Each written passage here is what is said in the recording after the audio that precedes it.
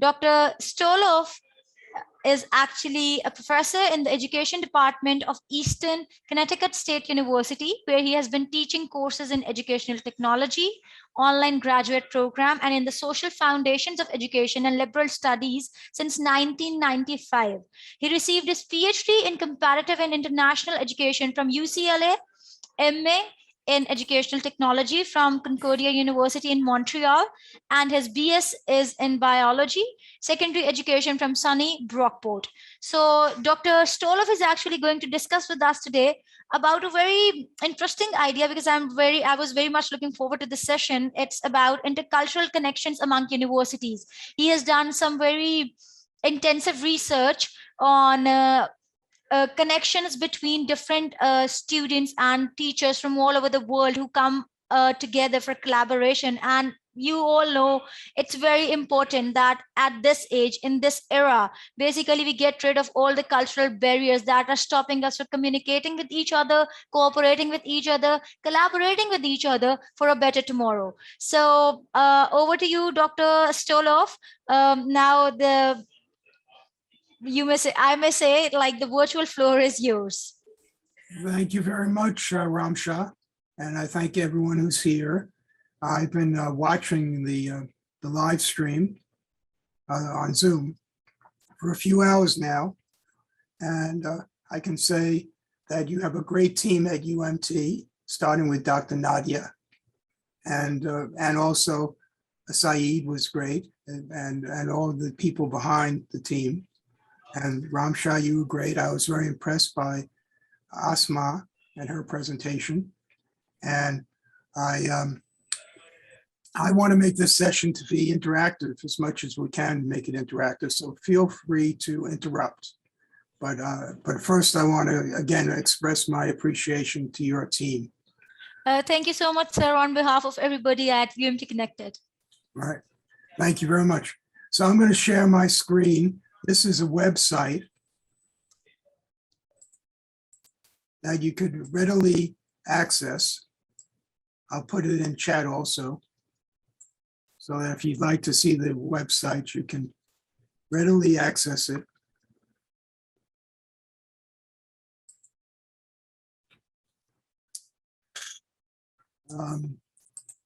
It's active online, so a lot of the links should be active for you to take a look at. We heard a little bit about earlier in the morning about the, well, your afternoon, I'm sorry. I have to say that we have a little bit of a time difference here, clearly. It's just 8 o'clock in the morning here, and it's 5 p.m. your time. I joke with some people here that I'm presenting at a happy hour in Pakistan, but happy hour may mean something different to you. It's the time when people get together socially. So let's make this a social event if we can. We heard earlier about the 17 United Nations Sustainable Development Goals. And if you want to know more about that, I think you should be able to see this now, right? Do you see the 17 goals there listed here? You do see that, okay. Yes, sir. Yes. There are particularly pre-collegiate schools are working on these goals across nations to discuss how they can put together action. And there's some universities that are beginning to work together on these goals. Well, these are the United Nations goals, and ideally, this is where we would have, if we had our collaborations across borders. This is where we would be. This is where we would end up talking about the goals and how we can solve some of the world's problems together. In the last, this is sort of a midterm discussion because it's a moving target. I've been thinking about intercultural connections among universities, and I must give credit, a lot of credit, to one of your own, Dr. Nadia, who thought of the idea of saying intercultural connections among universities ICUs for a troubled time. And I thank Dr. Nadia for doing that. Thank you, Dr. Nadia. That was a great insight. So the presentation is divided up into 5. It's sort of like a research project. We have an introduction, which is, you can read for yourself, is the proposal I sent along. We have a review of the literature. We have some accomplishments, methods and accomplishments that we've worked on during this midterm. During this midterm, we are actually having midterms this week, so on campus. So this is sort of a midterm review of the fall semester for us. And then some upcoming events, and I'd like to show you some results and ask you if you're interested in joining this network of the ICU, Intercultural Connections Among Universities network. Now, I have been asking people to fill this out. This is a completely anonymous and confidential survey.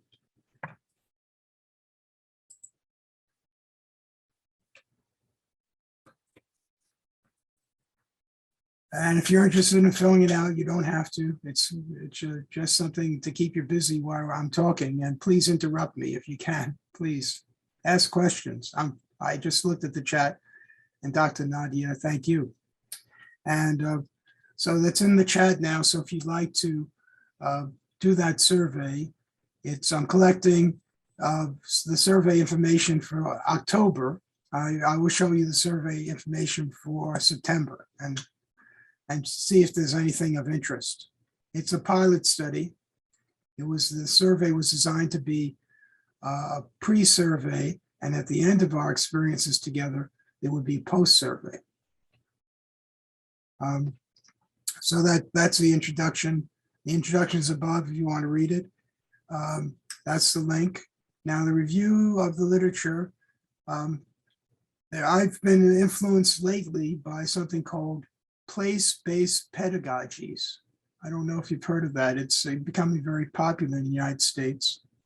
The idea that you study your local environment and then you build from what the local people.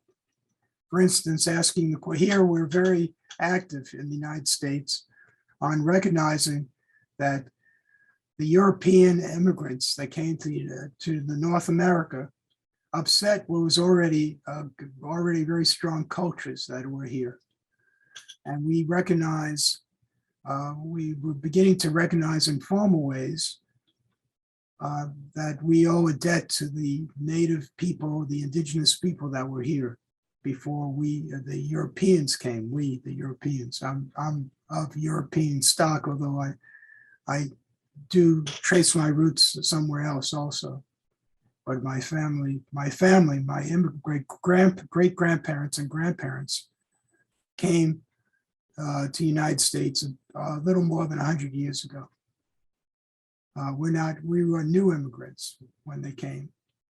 But we had traveled the world before that, and 2,000 or 3,000 years ago, we weren't in Europe, I don't think. And Europe wasn't what it was. So the idea of place-based pedagogy, looking at the place you're living in and building out from there. You clearly, you live in Lahore, and you clearly understand that there are a lot of political, historic, social, economic, cultural backgrounds that you could spend a lifetime studying, and you do spend a lifetime studying. And so it's a complicated world we live in, but it's certainly a wonderful world. So this trend here of place-based pedagogy, some people also call it place-conscious pedagogies, understanding where you are. I don't know if you've ever heard of Amanda Gorman, but I think, let me know if you can hear. Can you hear this? Nod your head. I'm checking. Yes, sir. Yes, sir. Yes. I was just going to speak up. Yes, I can hear it pretty clearly. Thank you. On Christmas Eve, 1968, astronaut Bill Anders snapped a photo of the Earth as Apollo 8 orbited the moon. Those three guys were surprised to see from their eyes a planet looked like an Earthrise, a blue orb hovering over the moon's gray horizon with deep oceans and silver skies. It was our world's first glance at itself, a first chance to see a shared reality, a declared stance, and a commonality, a glimpse into our planet's mirror. And as threats drew nearer, our own urgency became clearer as we realized that we hold nothing dearer than this floating body we all call home. We've known that we're caught in the throes of climactic changes some say will just go away, while some simply... You're welcome to continue. She was the youth poet in the United States. She spoke at the inauguration, I don't know if you know that, at the inauguration of President Joe Biden just last January. Seems a long time ago. And no, not that long ago exactly. Excuse me? I said, no, not that long ago exactly. Well, it seems like a long time ago, doesn't it? I think it's only perceptive. We perceive things differently. A lot has happened since then, right? Or at least it happened before then. I'll have to agree with that at least. Yeah. But she's a youth poet who spoke at the inauguration last January. And she, the idea here with Earthrise is that we are part of one planet, right? And to understand that. And that's really the idea behind. That's our shared home at the end of the day. Right. That's really what's behind the idea for the intercultural connections among universities. Yes. There are some global and global. Now, global is an interesting term. It combines the local with the global. Right? Yes. Combines the local with the global. And here's some resources for that. I particularly found, this is interesting. This is how a collection of videos from kids in different places to share with kids in the United States and other European, maybe some European nations, what the kids are saying about their lives, which is, as you see here, they're excellent teaching resources for sixth grade social studies. And they're free. That's what someone else said too. So the idea that you can, the kids can see other kids and share the world with them is something that's there. And then there are all these different ways of connecting that K-12 schools, kindergarten through grade 12 schools have been using for years. I remember I did a research project on KidLink, must have been nearly 30 years ago when they first started out. It was an exchange using email. Now they use video. And it's I thought it was a very revolutionary process. And I had hope when I wrote the research, did the research, I'd hoped that the world would change and there would be more connections among people using technology. It's still changing. Let's say the world is still changing. So during the last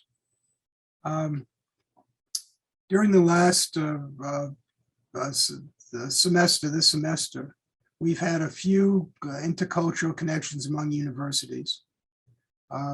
One was with, things happen serendipitously. It turns out that my department chair is from southeastern India, from Tamil Nadu, and one of her friends that she went to college with is from teaches at a state-supported school, but not a state school, in Naduri, which is in southeastern India. And she created a seminar on language and literature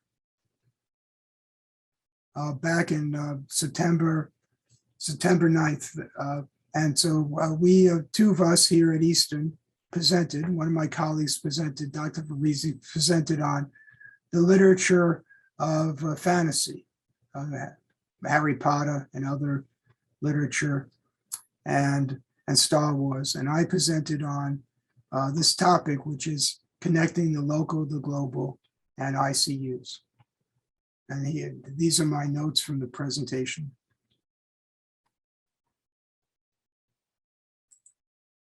And then about a week later, we went to Colorado Springs, which is in the United States in the Rocky Mountains. And we had a presentation by a director of a preschool in Kenya, and students from Colorado and Connecticut and Taiwan, a professor from Taiwan, came and talked about how early childhood education has changed during this time of the pandemic. And so that was an interesting project.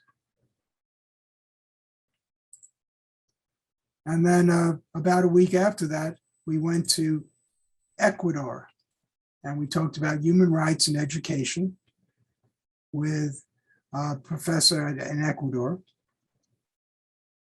And this is, you might find this, I think I might play this. Let's see. That would be good, sir.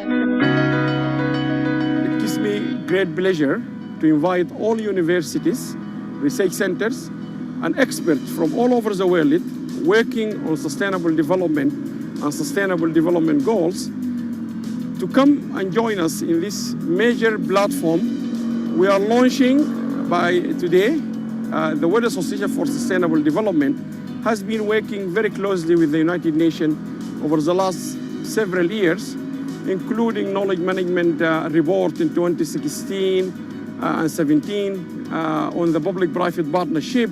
And last conference we were meeting face-to-face was in that building, the International Maritime Organization, where we were kindly hosted by IMO, again together with the Joint Inspection Unit, the United Nations Habitat in Kenya. In all these activities and engagement and collaboration with the United Nations, we have learned many stories. One of them is that for 52 years, the United Nations has never consulted widely the academics and the researchers from all over the world about the key decision-making process in Geneva. So when we did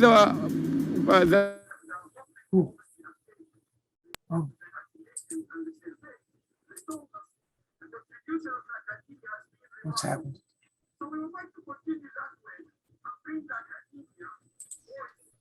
Sir, I think you stopped I sharing. think that does happen.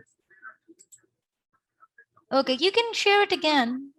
It's being played, but Yeah, it's being played now. I want to get back out. So let me see. Oh, here we go. This is what it. Can you see it now? No, I cannot. Okay.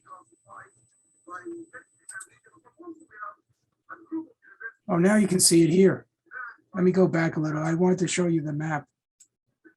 Okay. Now you can see it, right? No, I cannot Oh, actually. you can't see it? Okay, hang on.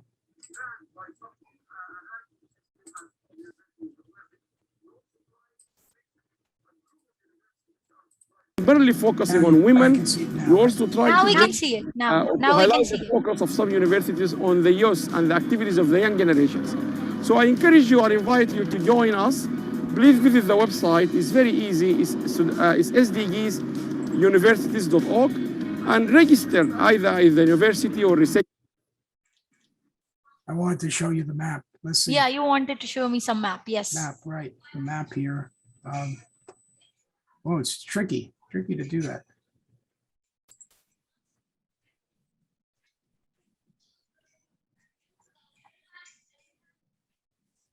Oh, let's see. Tricky to do it here because it gets, well, anyway, that gives you a sense. You can look at it yourself, I think. Yes, we can peruse through the website on Yeah, our own. sure. Okay, let me go back. I just had this like one question when you played the Sure. video. I was like, he just mentioned, that the United Nations for like 52 years, they never took into account the opinions or the, you may say, advisors or any suggestions that academics from all over the world had.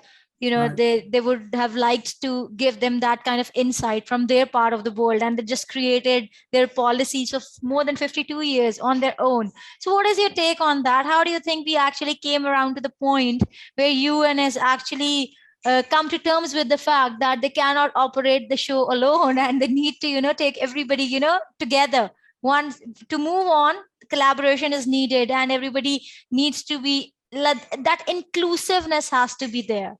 Right. So Right. I would like you to really comment on that, because in with your kind of experience and with your wisdom, I would really like to have your take on this. Well, I think the United Nations always been a challenging organization. There are so many different voices, Yes. and I think they, I think that the world is going in crisis mode, and so there's a need to get more people involved. And I think the notion of the 17 sustainable goals, development goals, is an example of that.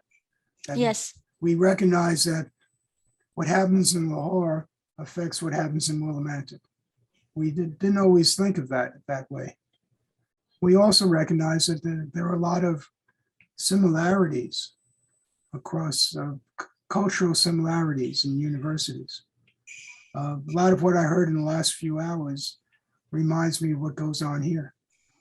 The idea that how do you get students involved? How do you get them engaged? How do you get them to turn on their cameras? And the instructional design I heard last hour that your group was talking about. Yes. That instructional design is something that I studied well, and you all studied well. But how to get people to understand to use that is a different issue. Yeah. Often people who don't know about education make the rules for education, right? Who Yes. don't know how to, often the teachers don't get the voice. So I think that's all. It's just like actually asking, handing somebody else your child and not taking the mother's opinion, like what Right. needs to be done. Right, because they know better, right? They know. Yeah, better. obviously they know better. They have been through the experience of developing content, imparting knowledge. So they are, the experts of their domain. So I think it's really important that when, like, for example, when we are in the operation theater, we never actually ask the teacher what needs to be done. The surgeon is asked that question. Similarly, when we are making decisions related to education, and our policies involve decisions that are going to directly affect the academics around the world, we must take into account, the leaders should be the teachers there, and not some coordinators or the principals even. I think they are involved in the hands-on learning, and they are going through that experiential learning. So their opinion, I think, matters the most at the end of the day. This is just my opinion, because they are one of the key stakeholders in this system of education, in any system of education, anywhere exactly.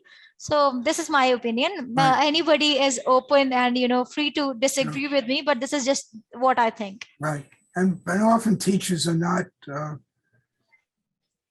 They're seen as employees and not well-paid employees of an organization. And Yes. the organization, the more and more our organizations in higher ed are businesses. Yes, exactly.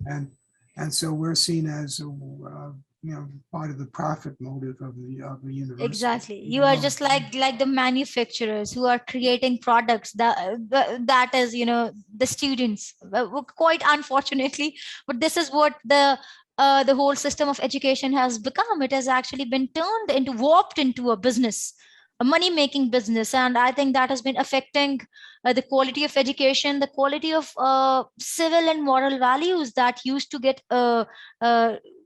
spread in all the students who used to come to an institution. Like many moons ago, many years ago, many decades ago, there was a kind of a system of values that used to get shared with whoever used to come to the class. So that is changing now, because now the student is actually looked at. Unfortunately, I'm just speaking for my part of the world, that is, and I'm talking about my country.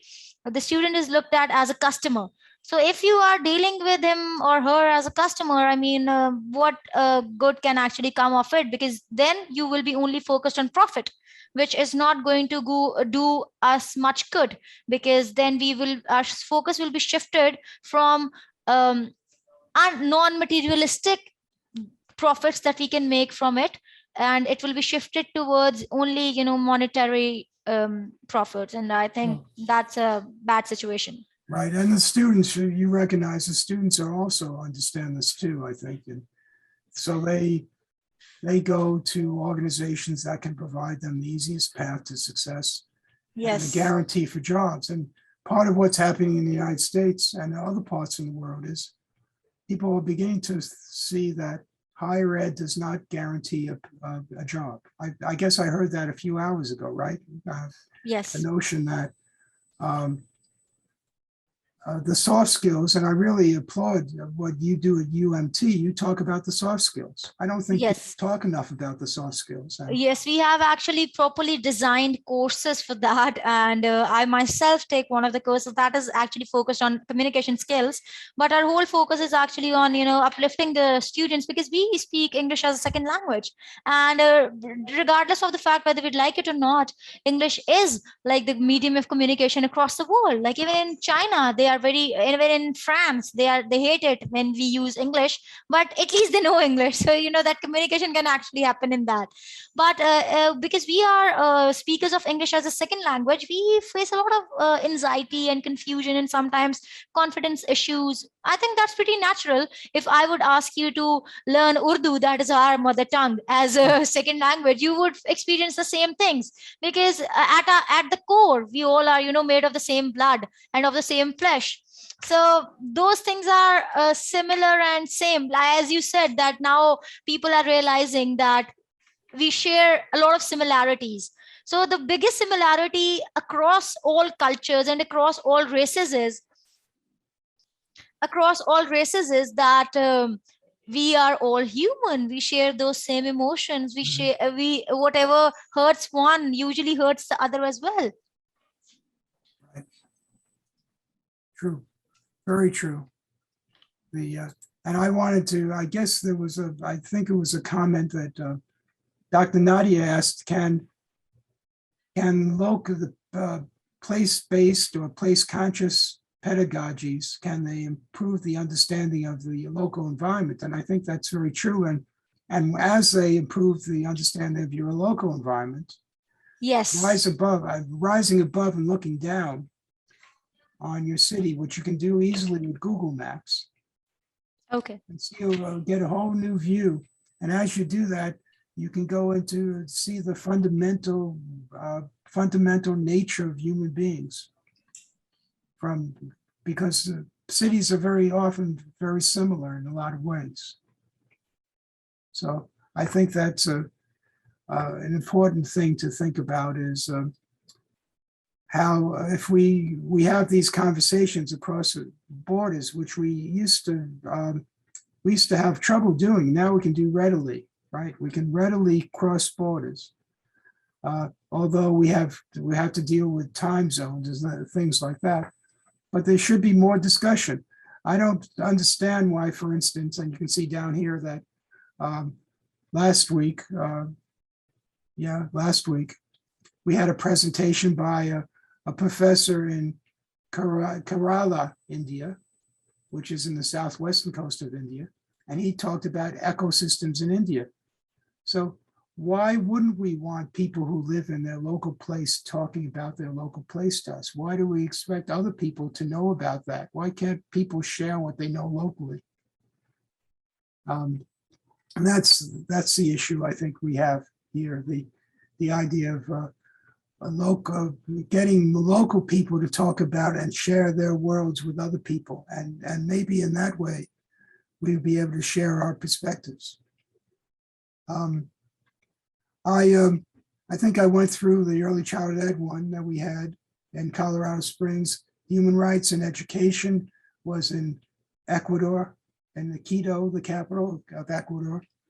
This one, developing ICUs, was in preparation for the presentation on ecosystems in India. And upcoming, the Universidad Privada Boliviana is interested in having four one-hour sessions on place-based pedagogy and human rights on Thursday, starting October 28th. And the University of Malaysia, University Sans Malaysia, is interested in having a session on November 11th. Now, I don't put the times because we're all in different time zones, but this is what they're interested in. They're interested in just an hour session. The moderator will introduce themselves, and of course they have to introduce his boss has to be introduced. And then I'll explain what I mean by ICU projects. Okay. And then 3 of his students are going to prepare the use of technology for good. And then I'll find one student who will share it from here. And then that's it. And then we'll have a discussion. And hopefully, maybe we can get the students to connect with each other. That's what we're trying to do. But this is an example of really student-run sharing of information. So I think that's the next step in these presentations. It looks like I only have about 10 more minutes. So let me give you some sense of this. I don't know if you've done this survey. I put the link in there. This survey here is, I'll put the link in again if anyone's interested in doing it. So we'll definitely actually fill out the survey. Well, if you want to, it's completely voluntary. But if you do it, We'll actually share it with everyone, and I think everybody would be more than happy to actually fill out the survey. well, these are the September results. Okay. Now Okay. I took out. It's very very poor research in the sense of like all research. I mean, I can make a case of it. I could probably do a heavy duty analysis, but it's very confused. It's confounded, the research. There were faculty members from several different universities. There were graduate students from several different universities, and there were undergraduates, but this was during the ICUs of September, the Intercultural Connections among undergraduates. Then I had my own class here of first-year students, that 18-year-olds mostly. And then I teach another class of a little older students, 18, 19, 20-year-old students. I asked them to rate on a Likert scale, with 5 being strongly agree. And I don't know, how well can you see these numbers? Can you see these numbers at all? Can they be seen?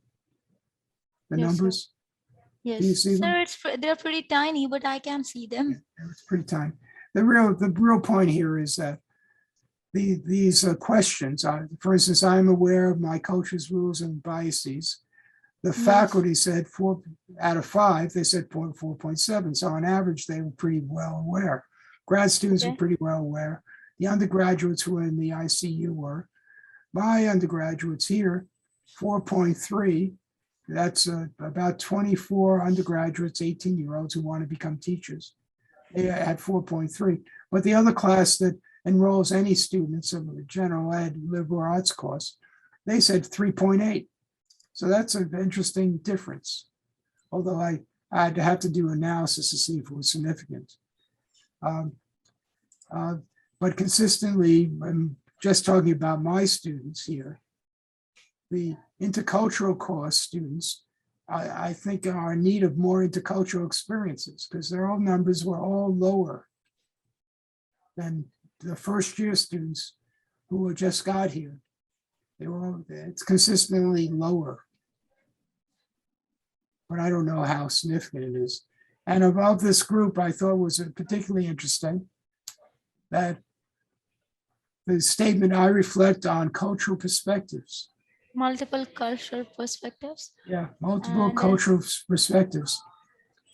Among the professors, they showed they didn't agree, that they strongly agree. They actually were a little below on average, agree. So maybe I don't want to draw too much into it, but there might be a trend here. For instance, this one was lower than all the rest of them. And this one down here, I suspend judgment in valuing my interactions with culturally diverse, different others. This is pretty low too, compared to the other ones. So I draw these two out to say that there might be something going on here, that it's not that easy to reflect on multiple cultures' perspectives.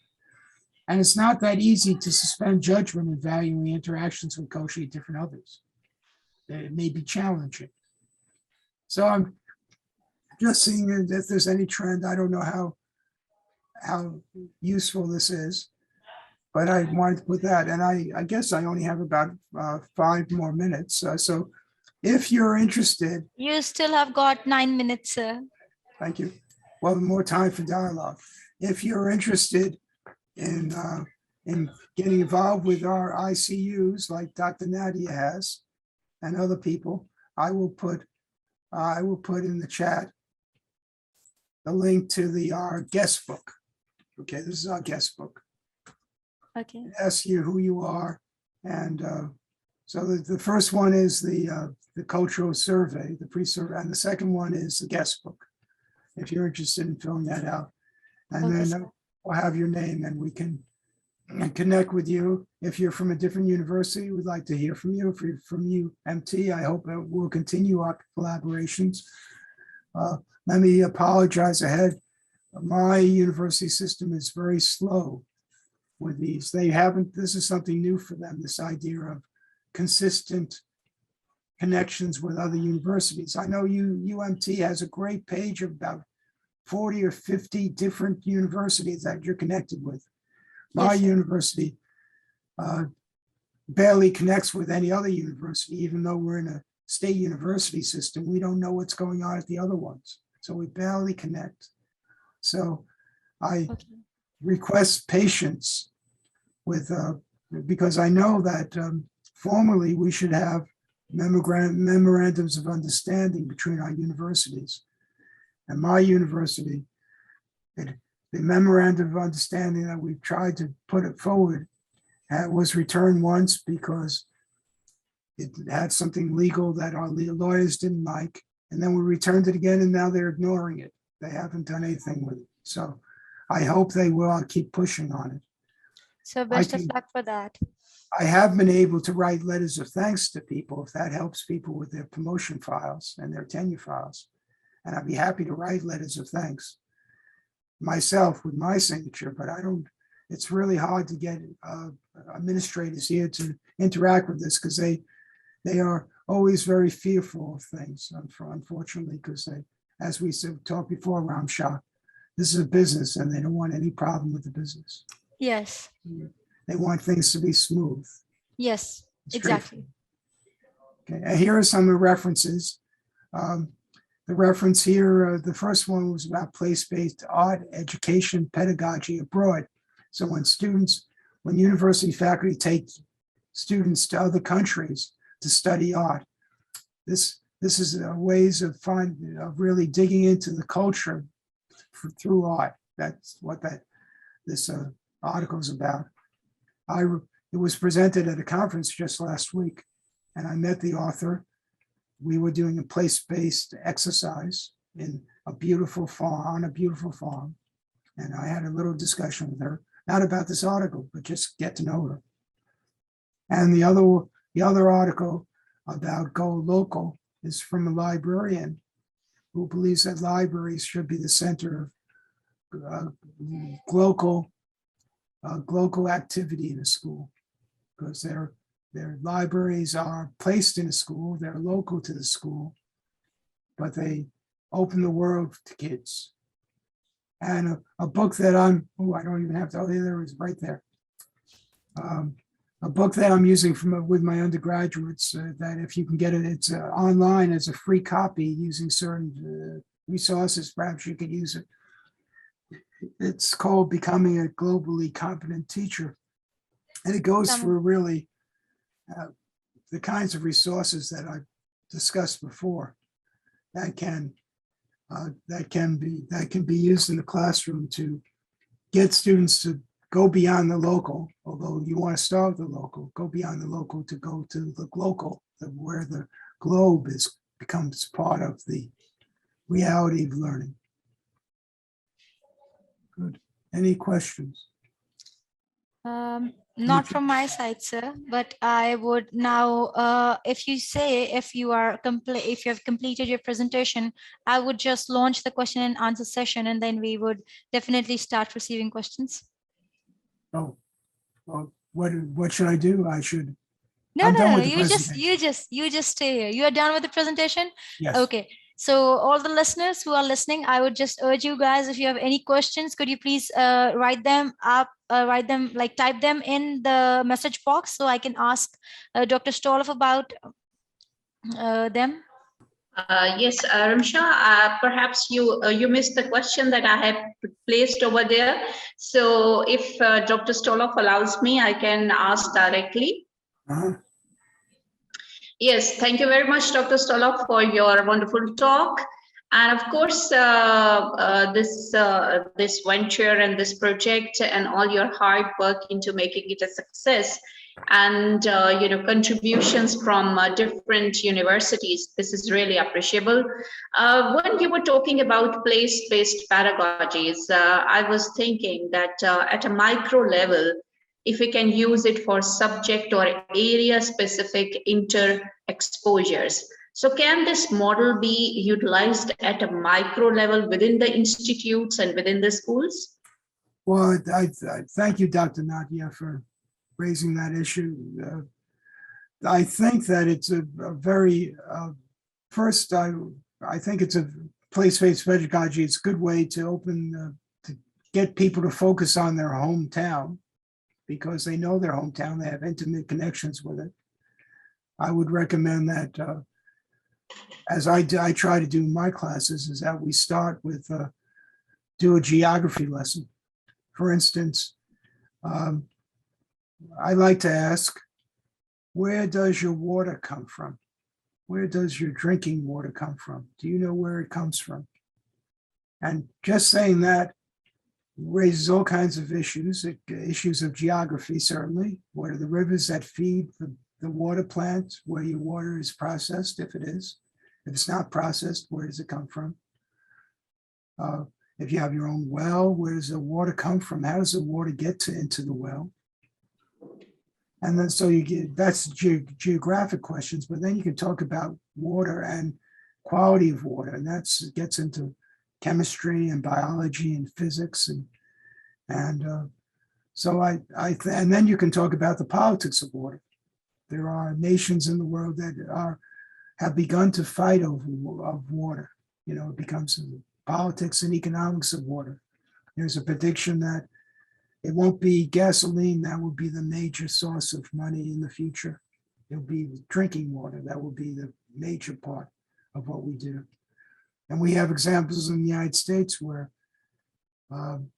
political and economic forces have changed the landscape just over water, particularly in the cities of the Southwest of the United States. And the idea that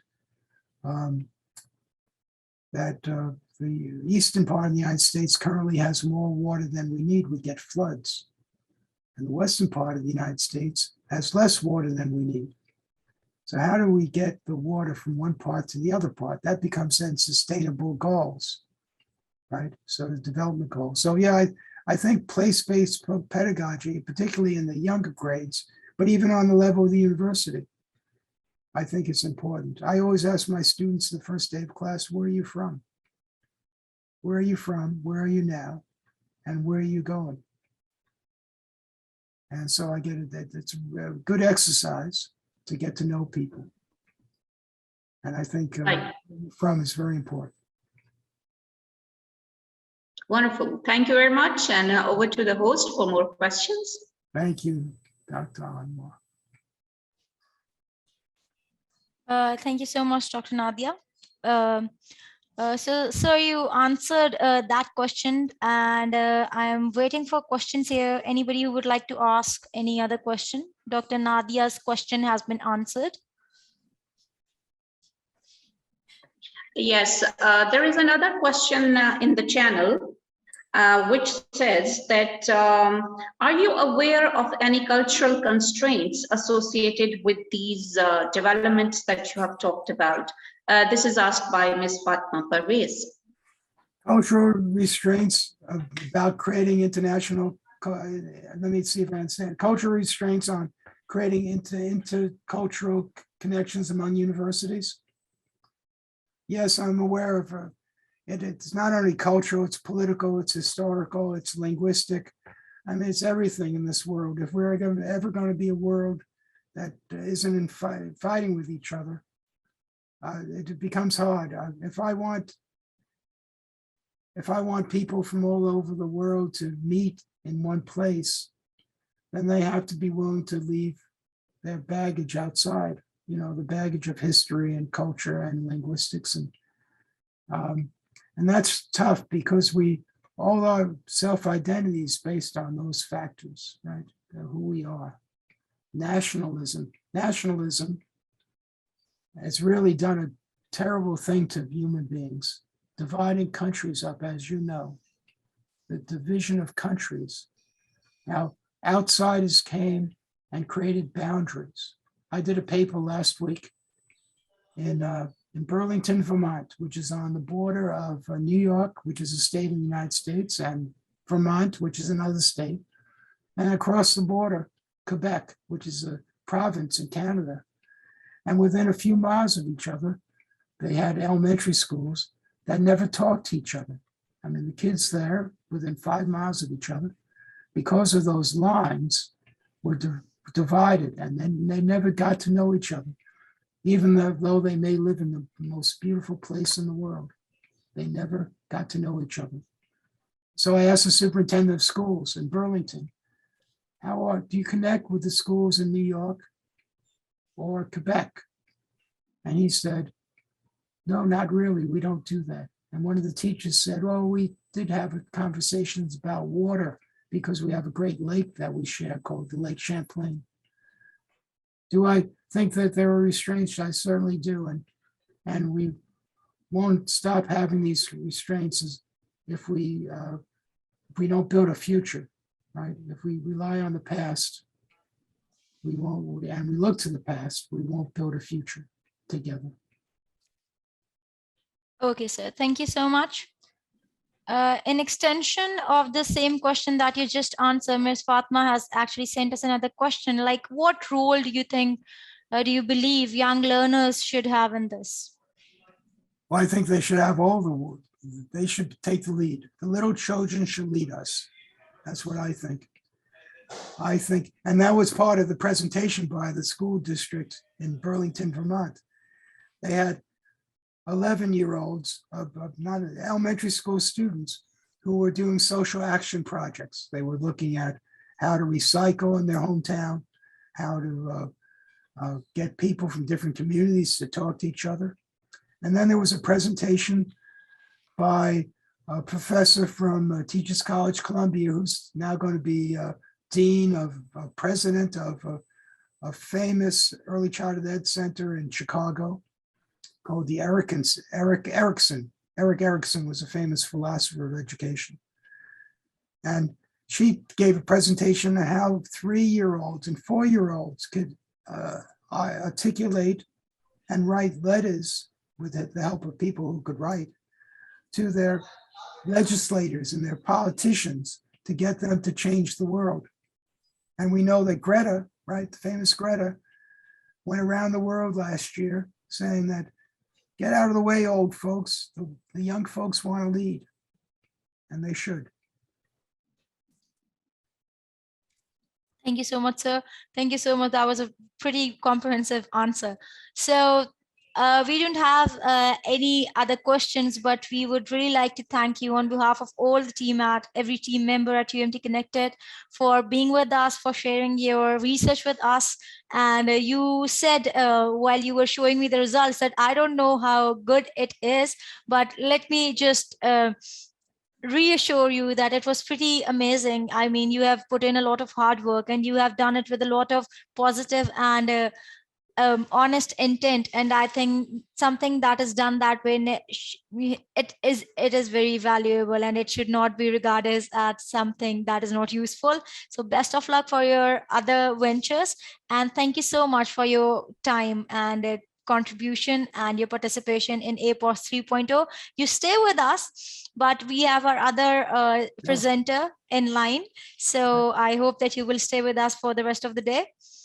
Right, I will. I'll probably go home and watch it from home. Thank you so much, sir. Thank you so much. It Thank was you very much. a pleasure speaking with you. Thank you. Thank you. It's a pleasure meeting you and meeting everyone here. Thank you, and best of luck and congratulations sir. on this this conference. Thank you. Thank you, sir. Thank you.